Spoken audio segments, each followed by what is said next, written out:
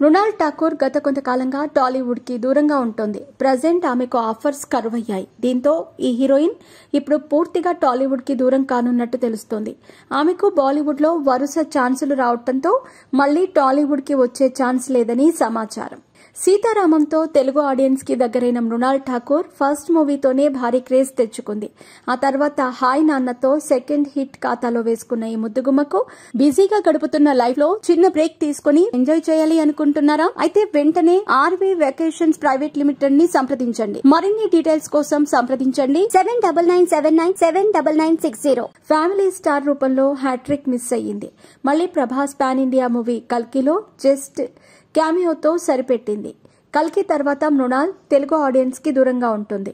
ఆఫర్లు రావట్లేదో లేదో, వద్దనుకుంటుందో లేక కథ నచ్చట్లేదో కానీ టాలీవుడ్ లో ఆమె కొత్త ప్రాజెక్ట్ గురించి అప్డేట్ రావడానికి ఏడాది సమయం పట్టింది.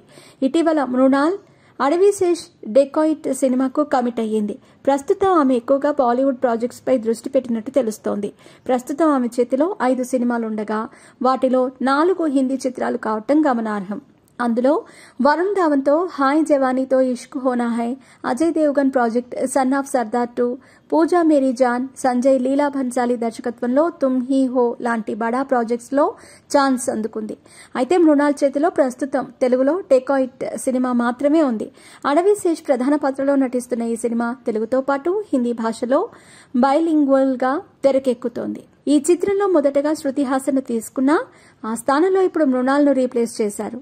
ఈ లైనప్ చూస్తూ ఉంటే మృణాల్ టాలీవుడ్ కి మెల్లగా దూరం అవుతోందని అర్థమవుతోంది. అదే సమయంలో బాలీవుడ్ ప్రాజెక్ట్స్ పై ఫోకస్ పెడుతూ అక్కడ తన స్థానాన్ని బలపరుచుకునే ప్రయత్నం చేస్తోంది. దీన్ని బట్టి రానున్న రోజుల్లో మృణాల్ టాలీవుడ్ కి పూర్తిగా దూరం అయినట్టే అని చెప్పొచ్చు.